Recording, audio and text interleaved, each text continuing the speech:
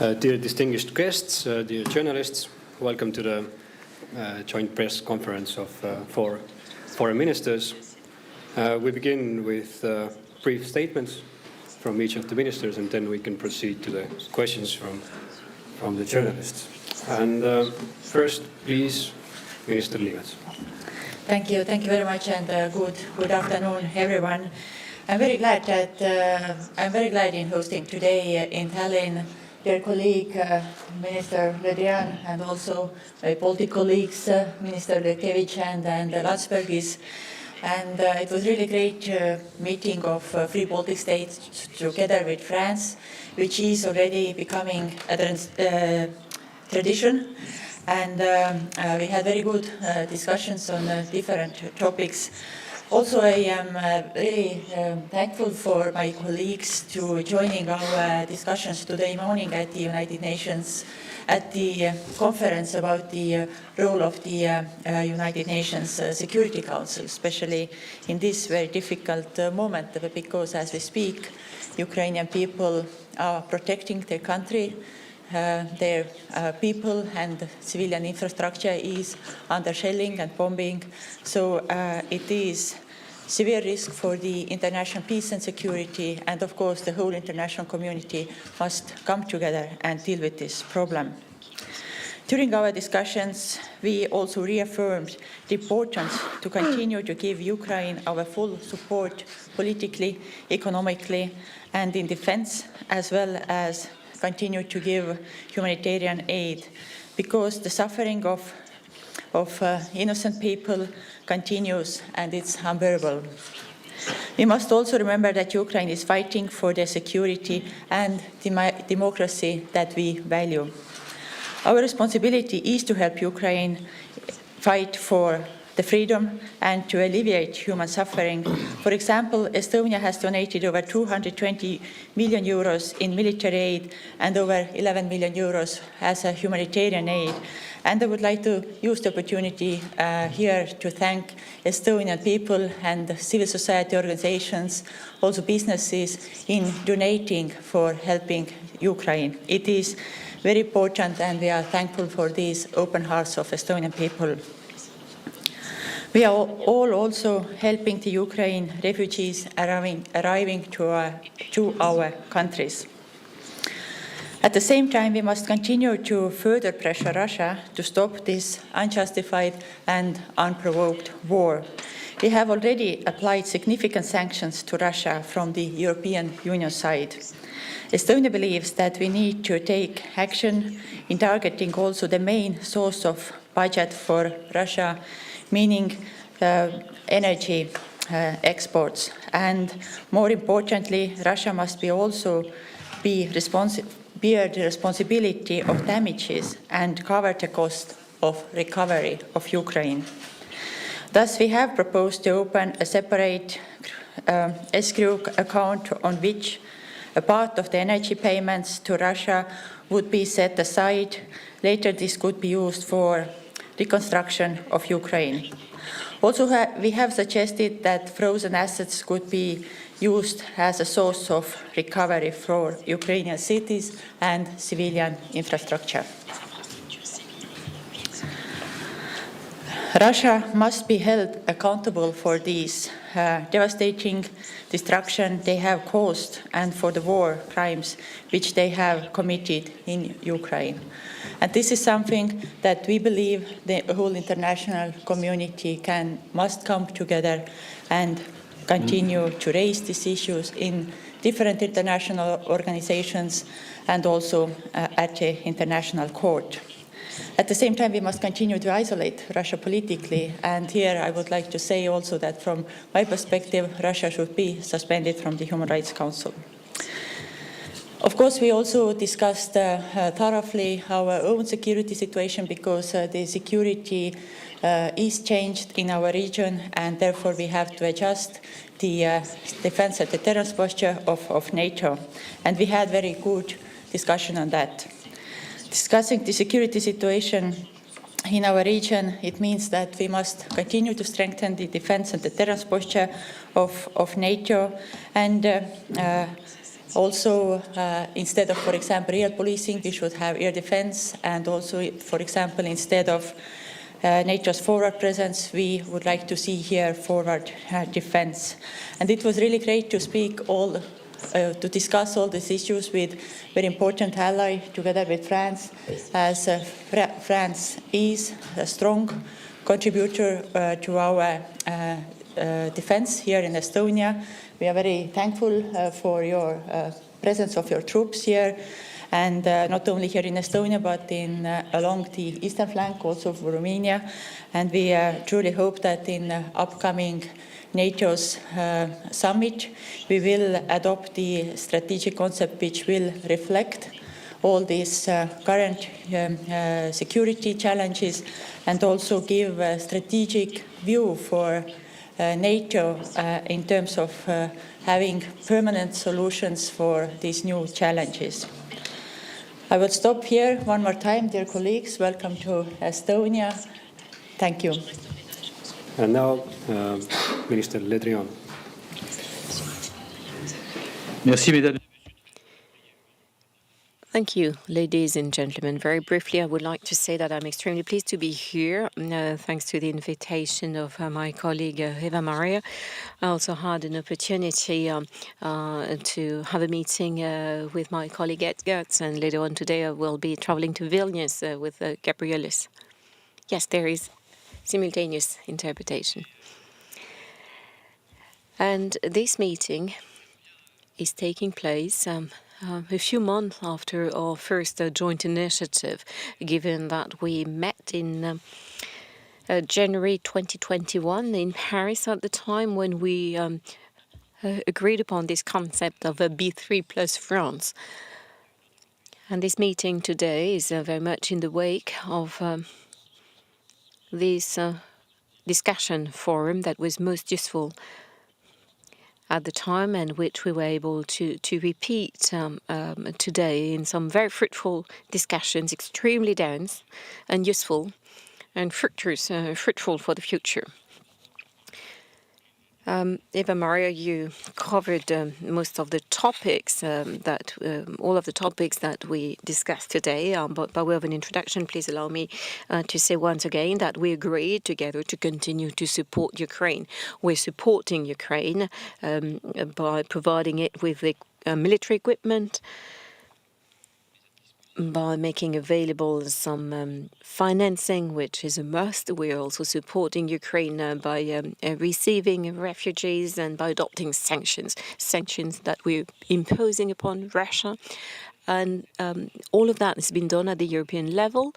The sanction policy shall continue in order to lead President Putin to consider that the price of war, the price of his unacceptable aggression on Ukraine is detrimental to Russia.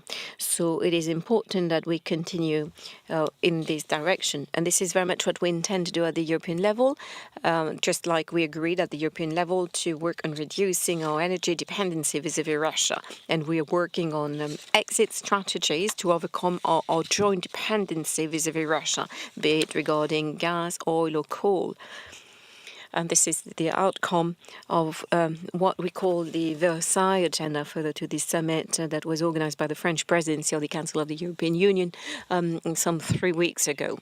I also would like to say that this meeting was an opportunity for us to acknowledge the solidarity between the allies of NATO, our solidarity. First of all, because we acknowledge that it was necessary to make sure that the 4 additional battalions approved on the occasion of the NATO summit last week, that they could actually arrive and be deployed on the eastern flank quickly. And we also made a number of commitments, and Eva-Maria just said indeed that France is shouldering its responsibilities. We are in Romania as well, and the French Minister of Defense will come here in a few days to show once again that we very much stand in solidarity with our allies. Lastly, this war also showed that it was necessary for our Europe to speed up on its sovereignty agenda, not just on energy, but also on the military field. And this is the reason why the strategic compass, that is the first white paper of the European Union, has been approved only a few days ago by our leaders. It is about the strengthening of our defense in Europe, along with what is being done within NATO, and it is about our joint actions in favor of our security. And it is about also asserting our own power, because in the end, what we see is that through all of that, Europe is expressing its power, its sovereignty, in all respect, of course, with domestic or national sovereignties. And it gave me great pleasure to continue these discussions. All of that is extremely clear, and there's a great deal of transparency and trust between us. So thank you for that. Minister Rinkēvičs. Well, first of all, thank you very much, Eva-Maria, for your hospitality and organizing this meeting, as well as the conference on the United Nations Security Council. I think that we had a very good exchange in the format of three Baltic states and France on a variety of topics, and most of them have been already covered by both, by Eva-Maria and Jean-Yves. From my perspective, I just want to add a couple of points. Number one, I think that we are all in agreement that we must continue to support Ukraine in any way we can. I think that all of our countries are doing a lot when it comes to the military aid, when it comes to financial aid, development aid, as well as helping refugees. But of course, there are always ways where we can look in and where we can help our Ukrainian friends more, because we all understand that Ukraine is currently defending not only sovereignty and freedom of its country, but also the whole European order and peace in our continent. Second, I think that we are all in the agreement that we must continue to impose sanctions on Russia. I think that we have some ideas that we should present also to EU Foreign Affairs Council and also to our transatlantic partners. While we all understand some issues of energy sanctions, especially gas sanctions, there are still some other commodities that we can easily look and make some decisions.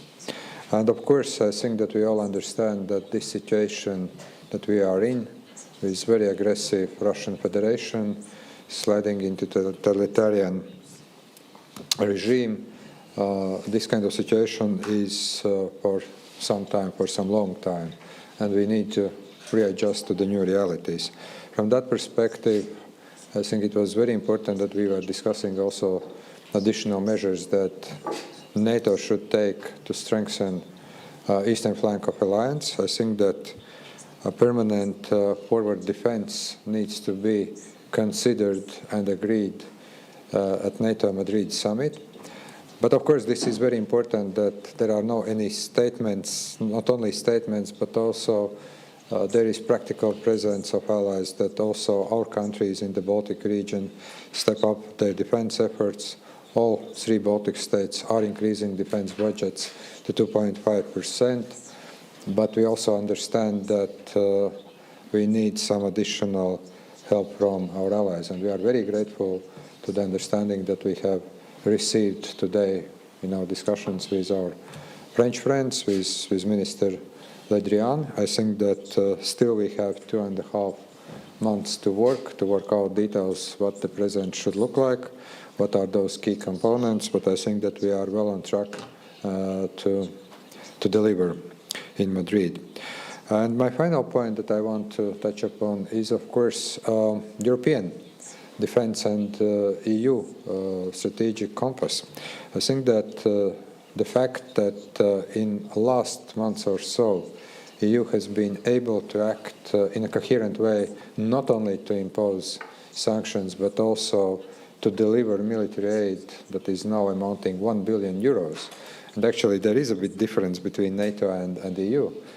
NATO is not delivering assistance. Those are NATO member states. But in European Union's case, it's a joint decision by the European Union. The fact that we have been able to approve strategic compass, and in Versailles during the summit there has been a very good, I would say, visionary discussion about the need to strengthen European defense. That's the French presidency that is currently in charge of those processes. That this is also the good sign that also EU is stepping up efforts to become a real geopolitical player. Definitely our position is that whatever European Union does in defense and security field must be closely coordinated and complementary to what NATO does. But I think that we also are waking up to some responsibilities when it comes to Europe. And of course here I reiterated the proposal that has been already made by Latvia, by also Lithuania, Poland, other countries, that in order to strengthen our defense capabilities, national, also those of NATO and those of EU, we must look into the ways how to exclude defense expenditure from the overall EU budgetary framework. I think that the time that we are living in requires also solutions that are reflecting what are the key and essential priorities, not only for individual member states, but also for the European Union as a whole. Thank you very much. Thank you, and please, Minister Landsbergis. Thank you so much. First of all, let me thank Eva-Maria for hosting us, for your hospitality in these difficult times. I will take this opportunity and thank France for your leadership. You've inherited a lot of crises when you started your presidency, and you got award during your presidency, and you showed real leadership in getting us all together around the table and looking for solutions how Europe should address this new reality that is forming. So thank you for that. Many things were mentioned, and I would like to stress just one brief point that I think it's very close to all our hearts here in the Baltics, is the defense question. I think that we need to, when we talk about this new reality, we have to address what we are against, what we are up against. It's not just Russia, it's not just Putin, it's not just war in Ukraine, but it's a whole regime. And I think it has to be called a Putinist regime as well as Putinist Russia. And as long as this regime is in power, as long as Russia is a Putinist Russia, the reality, global reality, and especially it is felt in the region, will be different. And therefore, I'm not going to go into the details about how does it affect multilateral organizations. We had a chance to discuss that in the format that Eva-Maria so graciously offered today in the morning. But it definitely affects our defense and security. And therefore, we are adamant that it has to be reflected in NATO posture. This is already, this is no longer a theoretical challenge. It is a very practical challenge for us, for our three countries. The border with an aggressor, it starts not far away from where we are here, and it goes all the way to the south. And this border has to be defended, and we'll be doing our part. Lithuania announced, and we already approved, that we are increasing our defense budget this year to 2.5%. Estonia and Latvia are doing the same thing. And that's a lot of money from our taxpayers. So we are taking our defense very, very seriously. And therefore, we would like our allies to consider this new reality, also practically. And therefore, we are looking for upcoming summit in Madrid very seriously, where we expect that the council conclusions, that the upcoming council conclusions will reflect this reality with all seriousness. Thank you. Thank you. And now we have time for questions from journalists. Please present your name and the name of the media outlet. Hello, Tarmo Maiberg from Public Broadcasting. First, question to Monsieur Drian en français. La guerre de la Russie en The war waged by Russia in Ukraine has permanently changed the structure of security in Europe and around the world. You said this morning that many mistakes were made over the past 10 years. What are the guarantees provided by France so that there would be no back to normal, back to usual with Russia, and that France will not appease Russia? And you did say that nothing changed in Ukraine. Also to her colleagues from Latvia and Lithuania, is the fear of European Union countries to give publicly military aid, such as planes, heavy artillery, or even allowing use of its airspace for military aid to arrive Ukraine, is it cowardice or perhaps even a slight betrayal of Western values? And also, is it time to terminate the Russia-NATO Council? Thank you.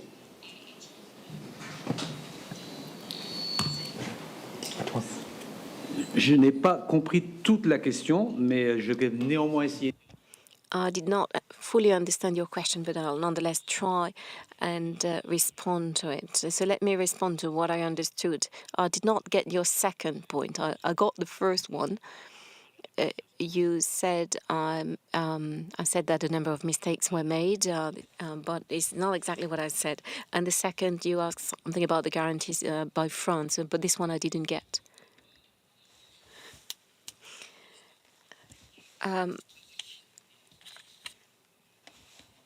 It's about appeasement. Can you guarantee that it will not be back to normal with Russia as to the relationship with Russia? Can you guarantee that there will be no back to normal? Et je le redis ici parce que je crois avoir été mal compris. I said this morning, and let me say it again because maybe I was not properly understood. I think it was the chairman of the Foreign Affairs Committee of the Estonian Parliament. He put a question to me. He was asking about my 10 years experience as a Minister of Defense and then Foreign Affairs Minister. He was asking me whether vis-a-vis Russia, our stance led us to making a number of mistakes. And I said, and let me say it once again, I referred to the fact that we saw over the past few weeks 3 authoritarian drifts of Russia progressively, successively, and that they all merge into one. The authoritarian regime internally, then they suffocated democracy, and then they've been manipulating and abusing democracies, Western democracies. I have in mind in particular the United States, but also France and other countries. And thirdly, a drift, authoritarian drift abroad by together with Russia, organizing around Russia a series of countries with limited sovereignty, Georgia, Crimea being occupied, and all the way to the war at the moment in Ukraine. And these 3 pervert drifts led to what we're witnessing today. That is some sort of historical revisionism, an abuse of history with some sort of imperialistic view as to the role of Russia around the world. And against that, we need to stand united. And there has been unity, even though Russia probably did not expect it. Because like my colleagues said as well, what we're witnessing is the unity and the firmness and the audacity of Europeans, the efficiency of the Europeans in the measures taken, both regarding the sanctions and as well in the support granted, the military support granted to Ukraine. by providing military equipment, and we can also acknowledge the solidity of NATO, which is back to its fundamentals. There were true risks regarding NATO at some point. Doubts. There were some doubts, maybe even here. And there is a risk of rushing forward. But we now are back to our fundamentals. That is a collective defense of the Euro-Atlantic space in unity and in solidarity between all of its members. Such is the reality. And maybe President Putin did not expect such a reaction in his initiatives. Nonetheless, there is this strength. I can't read what will happen in Russia in the future. What I know, nonetheless, is that Russia cannot expect to win this war. And we shall therefore do our utmost to help Ukraine to preserve its sovereignty, its integrity, and to lead Russia to the negotiations. But that requires, first of all, a ceasefire and our collective reading that Ukraine's shall be able to defend its sovereignty. But once again, Russia cannot expect to win this war. Well, Yes, I think it was about NRC and NATO-Russia Founding Act. Yes, if you ask me whether I see any opportunity for cooperation between NATO and Russia at the moment, of course, I don't see. After Russia has violated international law in so many ways, after they started this aggressive invasion in Ukraine, of course, there cannot be grounds for relations between mil-to-mil cooperation between NATO and Russia. Also, I see that the NATO-Russia Founding Act is obsolete. In NATO, we must discuss what to do with this NATO-Russia relations, and I think that we should have long-term containment policy vis-à-vis Russia. More broadly, I think that we must continue to have also the non-recognition policy towards occupied areas of Ukraine, also policy towards annexed Crimea, which is annexed by Russia.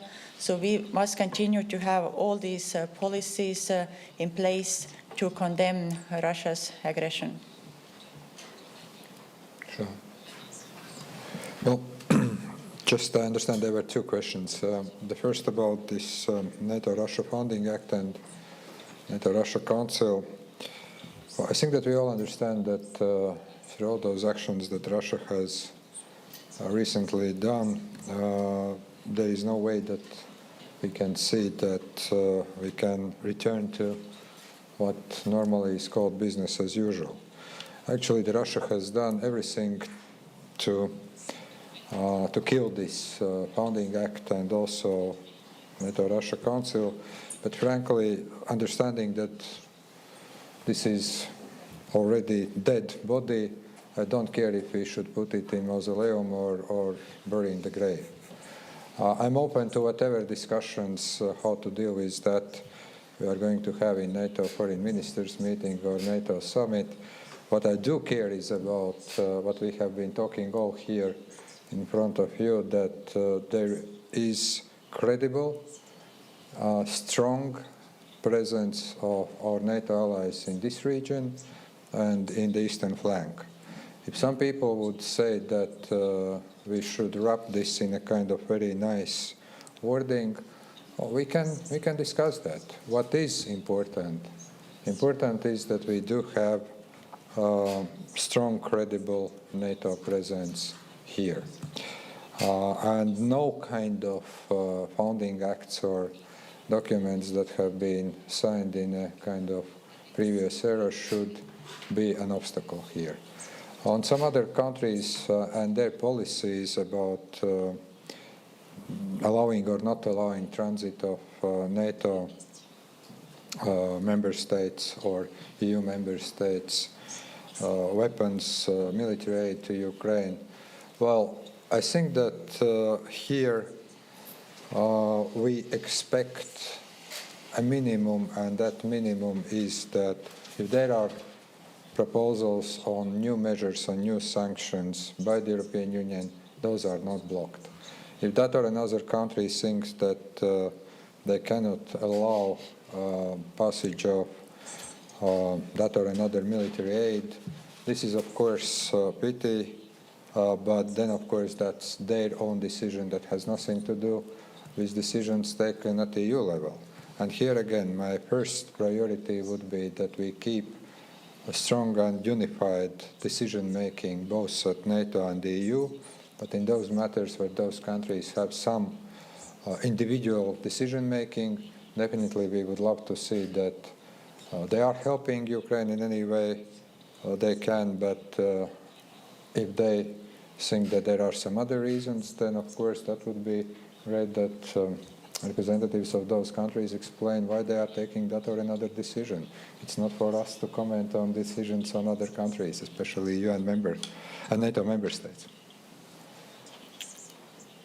And Minister Landsbergis, would you wish to add? Basically, everything was already said by my colleagues. I fully subscribe to what my Baltic friends mentioned. I can just tell and repeat what I've said before. This is a different country. Russia, before in 1997, was not a Putinist Russia. And Russia today is a different country. And we have all obligations have to reflect that. That is one thing to sign an agreement with a country that is aspiring for democracy and civil liberties, and very different reality to expect that that the country who is bordering totalitarian regime of the 20th century would adhere and honor the agreements of the years past. And if we want for any sort of historical analogy, there was a time in 1933 when one country became another in the heart of Europe, and it happened before, and it came back actually, and I'm very glad that it did. Thank you. If we keep up the good tempo, then we have time for a few questions more. So yes, please. I hope it's over. Yeah. Bonjour, Marielle Vituro, Radio France Internationale. Radio France International, a question for Mr. Le Drian. Your Baltic partners have asked you to move from a deterrence posture to active defense. Does France support that? You also said that sanctions shall continue. What decisions, what kind of new sanctions can be adopted? Thank you. Qu'il faut un nouveau train de sanctions? Yes, we believe we need a new package of sanctions. It's been decided in principle on the occasion of the summit in Versailles and confirmed on Thursday on the occasion of the latest European Council meeting. We need a new tranche of sanctions to force Putin to put an end to this crazy aggression. We will trigger it, and it will belong to the Europeans to decide on the content and the implementation in the coming days.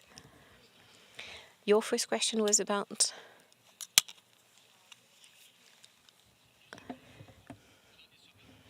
On the occasion of NATO's latest summit, we decided to strengthen the enhanced forward presence. And like I said earlier today, France contributes to it, both here in Estonia, but also in Romania, and in air protection. We're now considering the strategic concept to be debated at the NATO summit in Madrid in June, and that will be, of course, coherent with the strategic compass adopted by the Europeans a few days ago. I'm well aware of the concerns of our Baltic friends regarding the strengthening of the forward presence. We're well aware of the threats there can be. against the countries that either have a border or really close to Russia. And it is on the occasion of our summit in Madrid that we will adopt new measures and a new strategic concept of NATO, which of course shall take into account the new deal that comes out of Russia's aggression against Ukraine. One more question, please remember to say your name and media outlet as well. Yeah, hello, this is Grete Põlluste from Delfi. The question to the French Minister of Foreign Affairs. Is France ready to cut its gas ties to Russia, or is it ready for the moment when Kremlin actually cuts the ties of gas with Europe?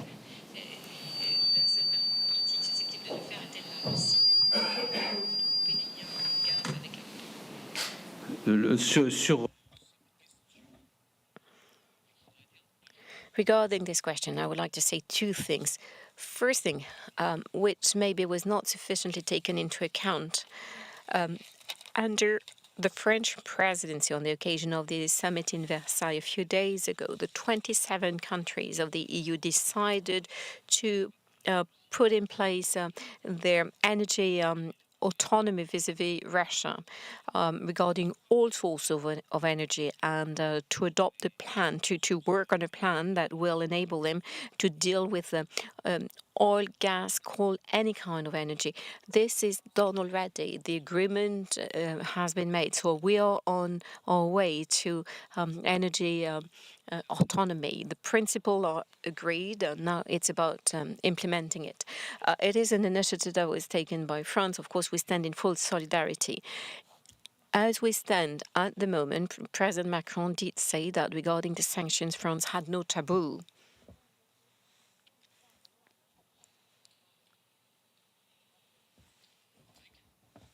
Thank you, ministers, for participating, and thank you all the journalists. That's it. Was it that? Have a good day. Stop.